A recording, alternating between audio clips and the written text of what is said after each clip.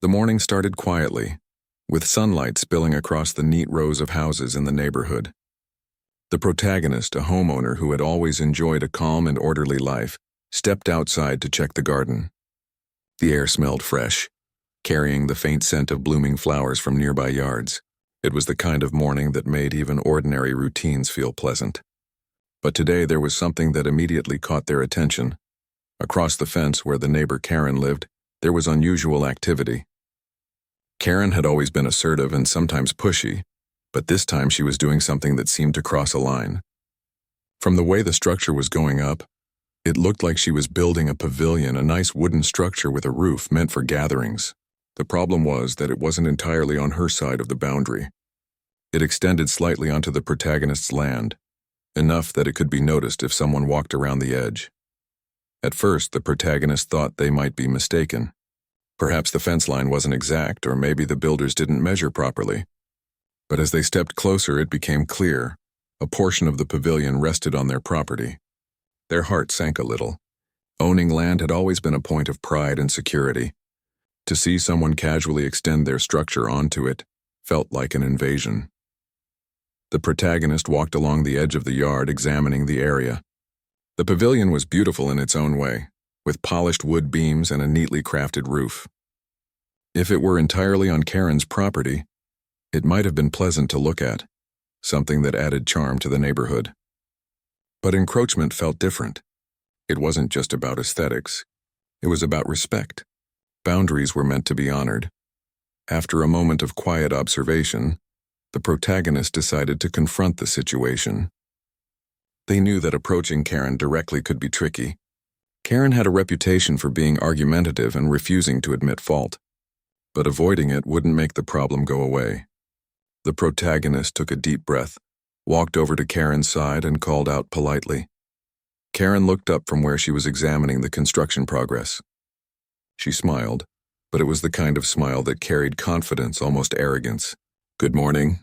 Beautiful day, isn't it? I'm just making the pavilion look perfect. Don't you think it's going to be amazing?" she said cheerfully. The protagonist tried to keep their voice calm. "Yes, it looks nice, but I think part of it is on my property." Can we check the boundary together? Karen's smile didn't falter. In fact, she laughed lightly. "Oh, come on. It's just a few inches.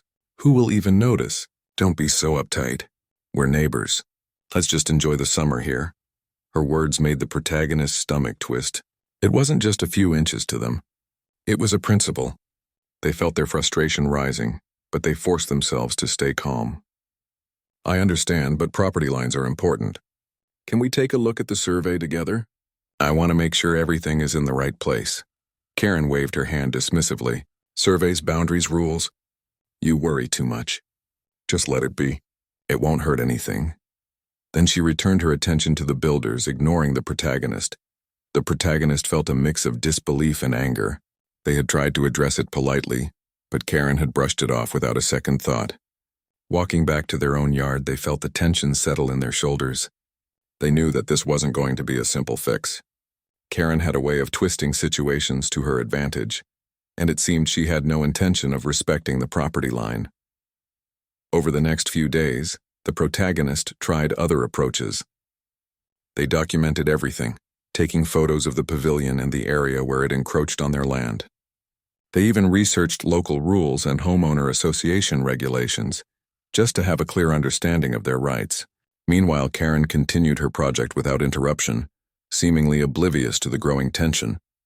Neighbors began to notice the situation too. Some gave sympathetic nods or whispered comments when the protagonist walked by. Others didn't seem to care, going about their own routines.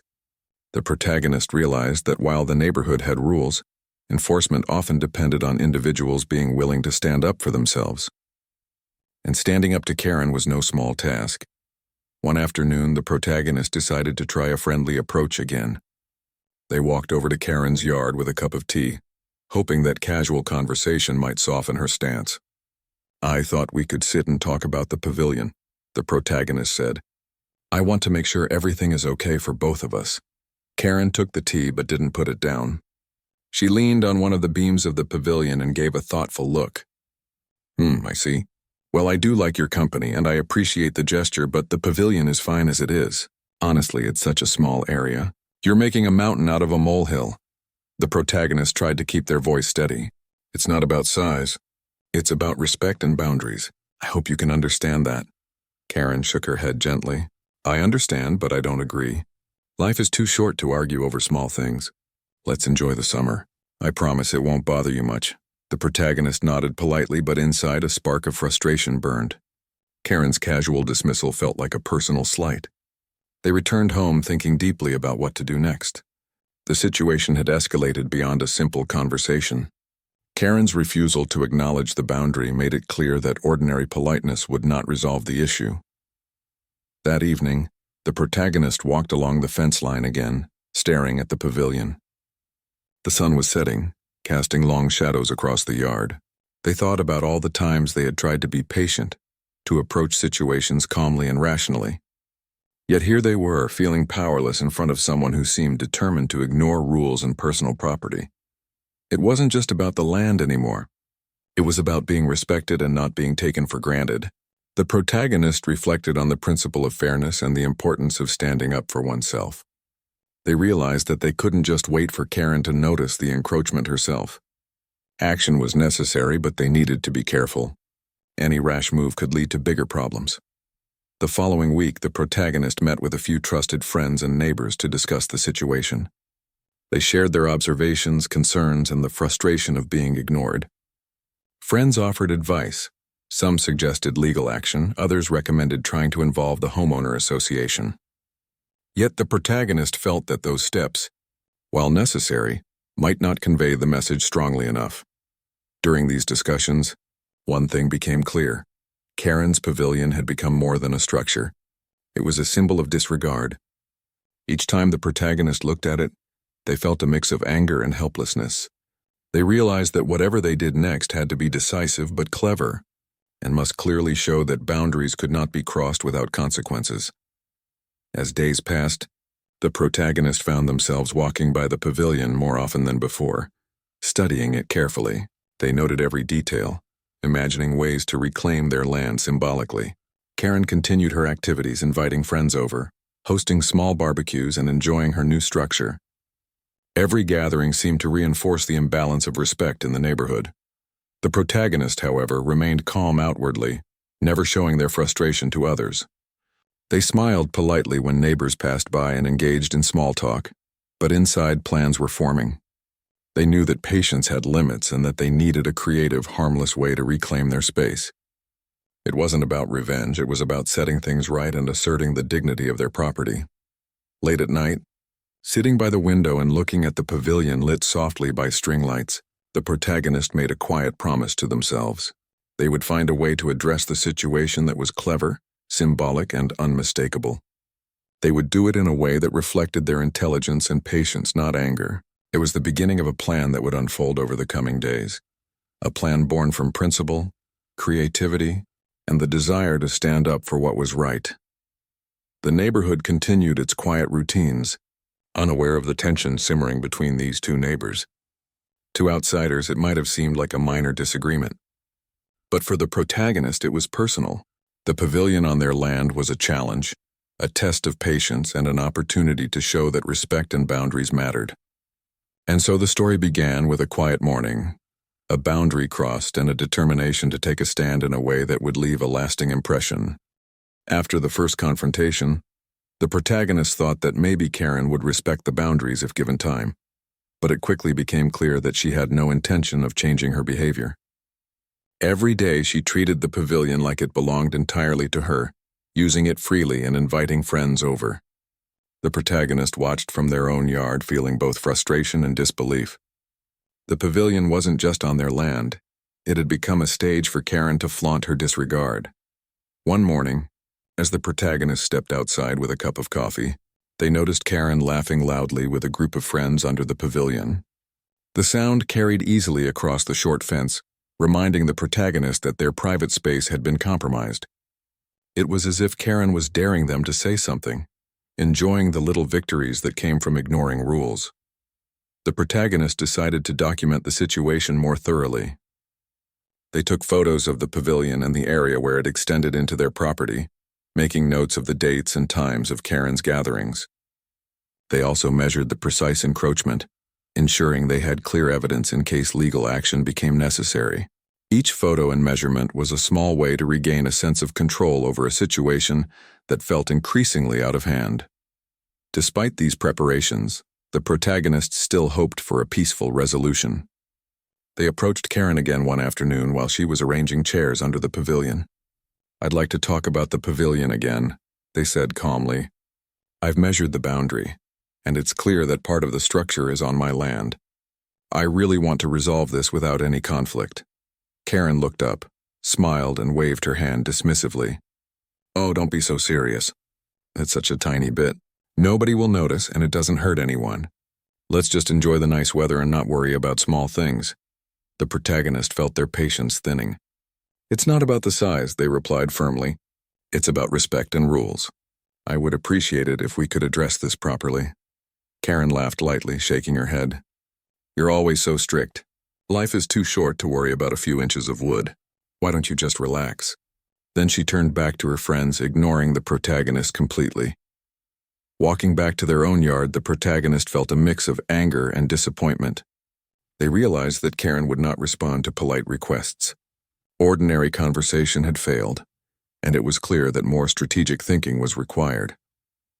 They couldn't let their property be taken for granted, and they needed a way to assert their boundaries without creating a situation that could escalate dangerously. Over the next week, the protagonist consulted with friends and neighbors who had experienced similar issues. Some suggested calling the local authorities or consulting a lawyer.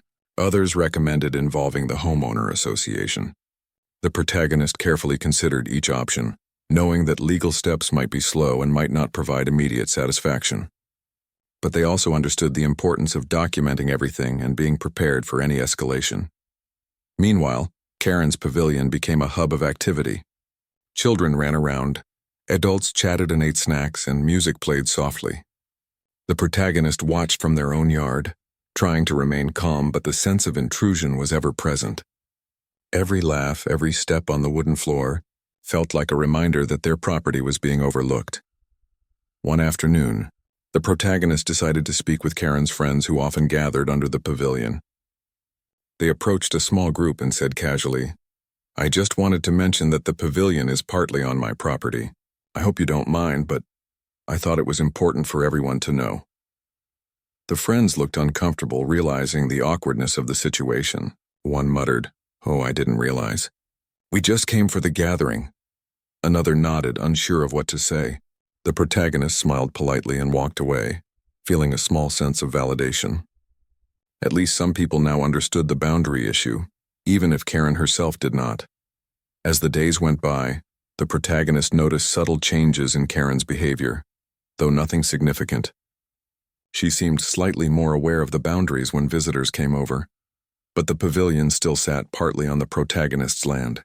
The protagonist realized that this was a test of patience and observation, a situation that required both cleverness and restraint. During this period, the protagonist spent time thinking creatively. They didn't want to escalate into conflict or create problems that could lead to legal trouble. They wanted a solution that was symbolic, harmless, and unmistakably clear. It wasn't revenge, they didn't want to hurt anyone, but it needed to send a message. Boundaries mattered, and disrespect would not go unnoticed. At night, the protagonist would walk along the fence line, examining the pavilion under the soft glow of streetlights. They imagined ways to reclaim their land in a manner that was clever, ironic, and safe. Each time they looked at the structure, they saw not just wood and nails, but an opportunity to assert dignity and respect. Their mind buzzed with ideas, but they were careful to consider consequences and maintain a calm exterior. One evening, the protagonist decided to prepare for all possible outcomes. They gathered additional evidence of the encroachment, keeping detailed notes of Karen's gatherings, the frequency of visits, and the way the pavilion extended into their land. They also spoke quietly with other neighbors, gaining support and advice without making the situation public or confrontational. These small actions gave the protagonist a sense of control, even as the pavilion continued to dominate the contested space. Despite the ongoing tension, The protagonist tried to maintain normal routines. They mowed the lawn, tended the garden, and went about daily life, all while keeping an eye on the pavilion. They learned to tune out the laughter and activity from Karen's side, focusing on maintaining composure and planning a thoughtful response. It was a delicate balance, asserting their rights while avoiding impulsive reactions that could backfire. The neighborhood slowly began to take notice. Some neighbors whispered about the ongoing dispute, curious about how it would unfold. Others were indifferent, absorbed in their own lives. The protagonist realized that the pavilion had become a quiet symbol of conflict, a reminder that boundaries must be respected and that civility sometimes requires firmness. As the days turned into weeks, the protagonist's determination grew. They had exhausted polite requests and strategic observation. Now they were ready to consider action that was clever, symbolic, and unmistakably clear. They understood that the solution had to be memorable but harmless, something that would make the point without creating legal or personal danger. It was a plan that would require patience, timing, and creativity. Late one night, after the neighborhood had gone quiet, the protagonist sat on the porch, looking at the pavilion silhouetted against the moonlit sky. They thought about fairness, respect, and the importance of standing up for oneself. They knew that whatever they decided to do next would set a precedent, not just for Karen, but for the neighborhood as a whole. It would show that boundaries were not suggestions, they were rules to be respected. The protagonist felt a quiet satisfaction in knowing they were prepared. They had observed, documented, and planned carefully. They had maintained composure despite frustration, and they had considered every option. Now it was a matter of choosing the right moment to act, and when that moment came, it would be clever, harmless, and unforgettable, sending a clear message that crossing boundaries was not acceptable. The stage was set. Karen continued to enjoy the pavilion, unaware of the growing resolve next door. The protagonist watched patiently, waiting for the perfect moment to assert their rights in a way that would be both creative and definitive. It was a slow burn, a buildup of tension and planning, but the protagonist knew that patience and strategy were more powerful than anger. And so the story moved forward, with quiet observation, careful documentation, and the beginnings of a plan that would reclaim what was theirs in a clever and memorable way. The protagonist spent the next few days thinking carefully about their next step. They knew that the pavilion was more than just a structure. It was a symbol of Karen's disregard. Every laugh, every gathering under it reminded the protagonist that polite requests had failed. Ordinary methods had not worked, and if anything, Karen had grown more comfortable in crossing the boundary. It was time to plan something clever, symbolic, and harmless, a response that would reclaim their space without causing real harm. They began by observing Karen's daily routines. Karen had a predictable schedule. She usually worked from home, but she often took breaks in the mid-afternoon to relax under the pavilion. Friends and neighbors would visit at random times, but she always seemed to enjoy small gatherings, often on weekends. The protagonist took careful notes documenting times when Karen was likely to be away or busy. They knew that timing would be critical if they wanted to carry out their plan effectively. Next, the protagonist thought about the message they wanted to convey. It had to be unmistakable, funny, yet pointed and fully symbolic. They considered several harmless ideas, putting a small sign, rearranging objects, or creating a temporary installation that would show ownership without causing permanent damage. After brainstorming, they settled on a playful but clear demonstration of the boundary violation. It had to be creative, something that would make Karen realize she had crossed the line without escalating into a confrontation that could lead to anger or legal trouble. The protagonist began preparing materials. They sourced harmless supplies that could transform a small area into a visible statement. Nothing permanent, nothing destructive, just enough to make it clear that the land under the pavilion was their own.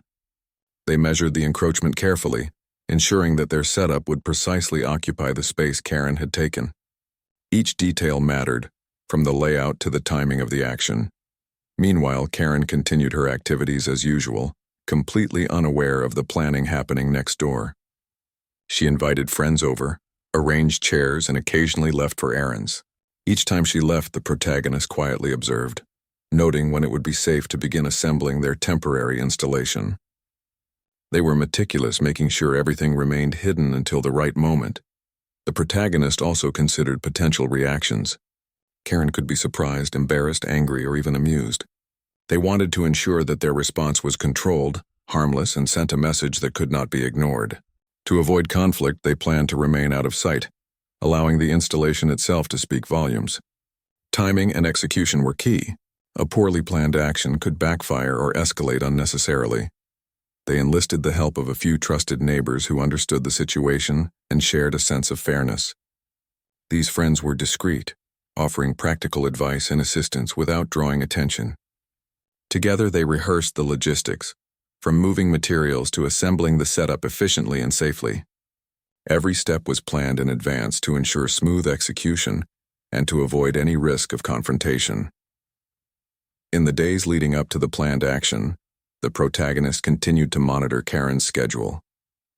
They made small adjustments to their plan, considering weather conditions, visitor patterns, and any unforeseen activity that might interfere. They maintained a calm demeanor, pretending that nothing was happening while internally preparing for a decisive moment. This balance of patience and preparation became a mental exercise, sharpening focus and resolve. At night, the protagonist often sat on their porch, visualizing the outcome.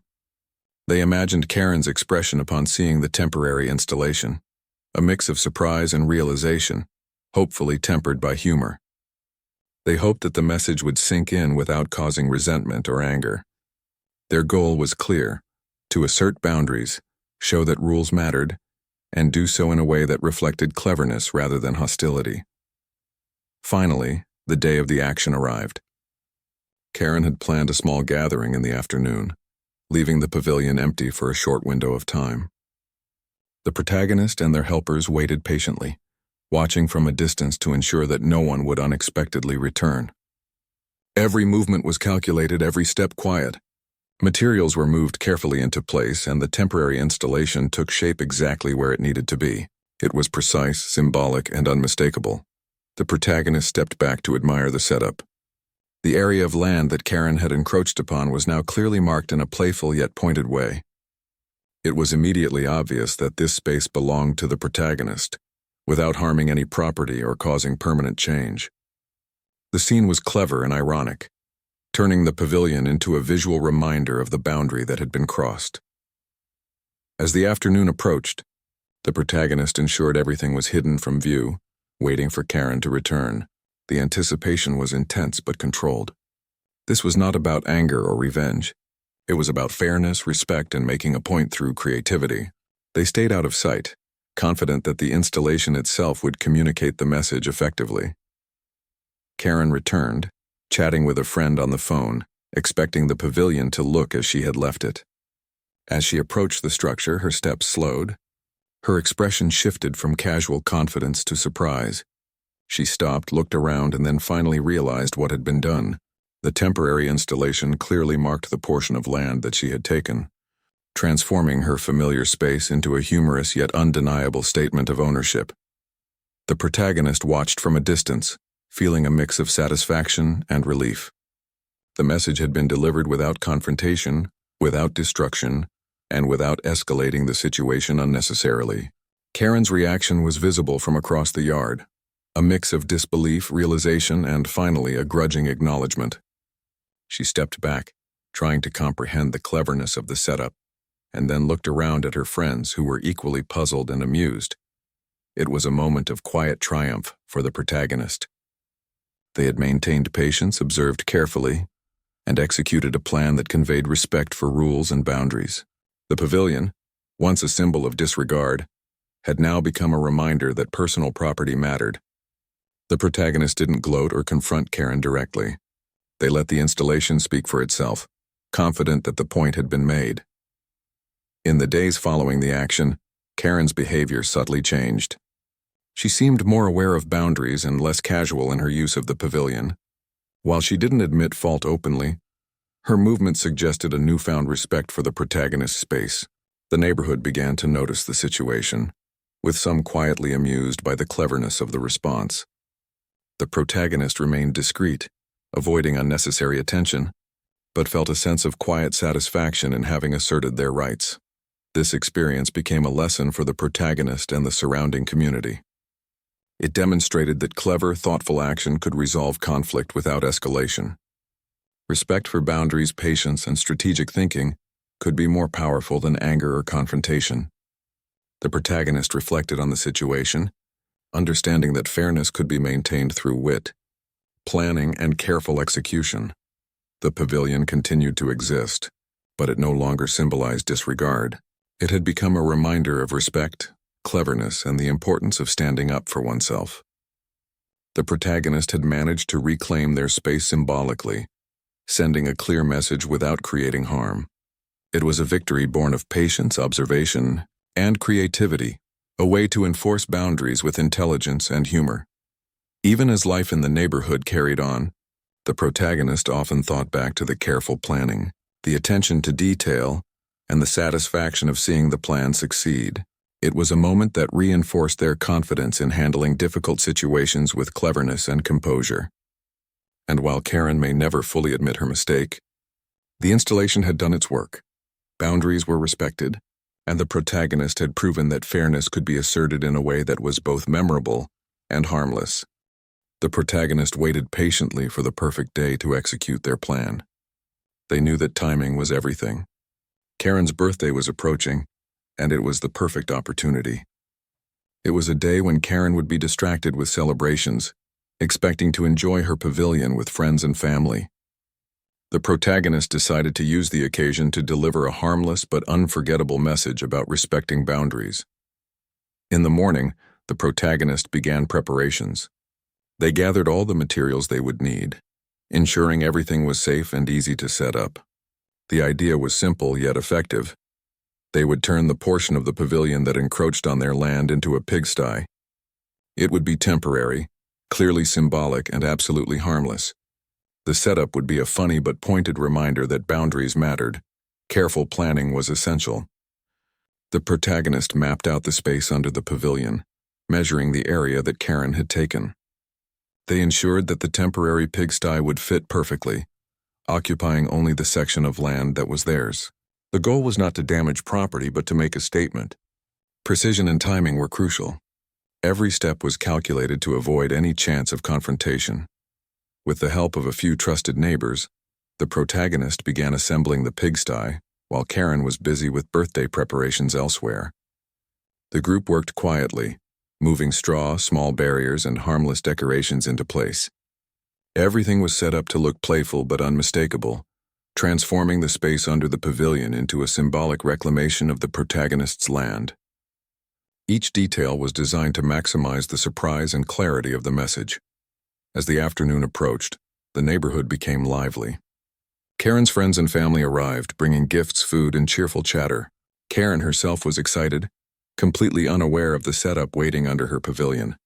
She welcomed everyone, arranging chairs and preparing snacks, confident that the day would go exactly as planned. The protagonist, from a safe distance, observed the unfolding scene, heart pounding with anticipation. The moment arrived when Karen, laughing with a friend, walked toward the pavilion expecting to sit and enjoy the celebration. As she approached, her steps slowed and confusion began to spread across her face. The familiar space she had claimed was gone, replaced by the playful yet unmistakable pigsty. Straw covered the floor, small barriers marked the edges, and the area was clearly set up to occupy the portion of land she had taken. Karen froze, her eyes scanning the setup in disbelief. She looked at her friends, who were equally puzzled and surprised.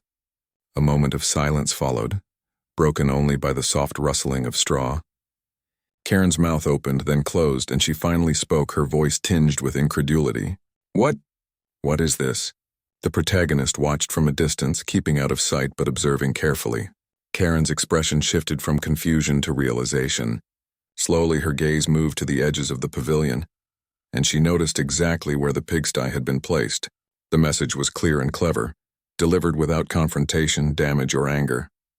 Karen's face reflected a mix of shock, embarrassment, and reluctant acknowledgement. Karen tried to approach the protagonist, but the group had planned for discretion. The protagonist stayed hidden, allowing the pigsty itself to communicate the message. Karen's friends whispered among themselves, some stifling laughter, others shaking their heads. The situation had become a memorable lesson in respect and boundaries, delivered in a way that no argument or polite request had ever achieved. As the day progressed, Karen attempted to recover her composure. She tried to continue the celebration, but the pigsty remained a constant reminder of the encroachment. Guests were amused but respectful, understanding the harmless but clever nature of the setup. Karen's reactions ranged from disbelief to irritation and finally, to a grudging acceptance. She realized that the message was not meant to humiliate but to make a clear point. The protagonist, watching from a safe distance, felt a quiet satisfaction. They had planned carefully, executed with precision, and delivered a message that was unmistakable.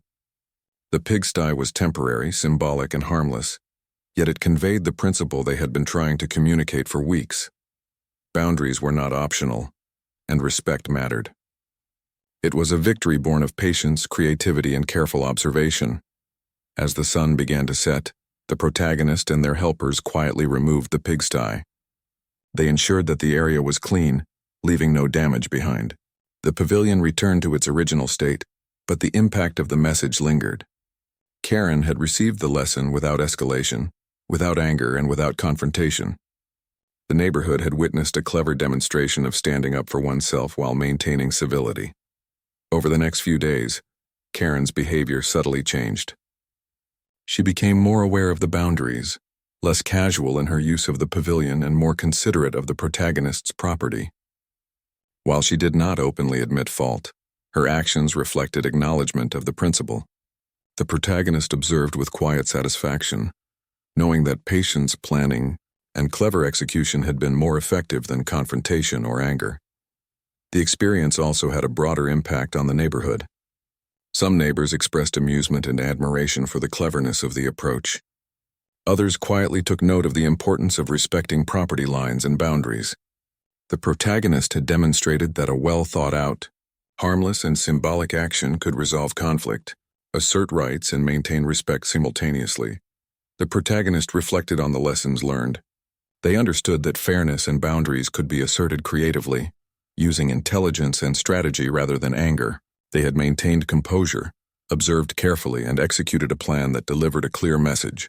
The pigsty had been a clever tool, harmless but undeniable, transforming a frustrating situation into a memorable lesson. Life in the neighborhood continued, but the pavilion was no longer a symbol of disregard. It had become a reminder that boundaries mattered and that clever, non-confrontational action could enforce respect. Karen, while initially shocked, had adjusted her behavior, and the protagonist had gained a sense of confidence in handling difficult situations with creativity and composure. As the days passed, the protagonist often walked past the pavilion, reflecting on the experience. The incident had been handled with patience, observation, and careful planning. The result was a lesson in fairness, a clever assertion of rights, and a demonstration that conflict could be resolved without anger, hostility, or damage. The protagonist felt a quiet pride in having transformed a frustrating situation into a memorable and effective statement.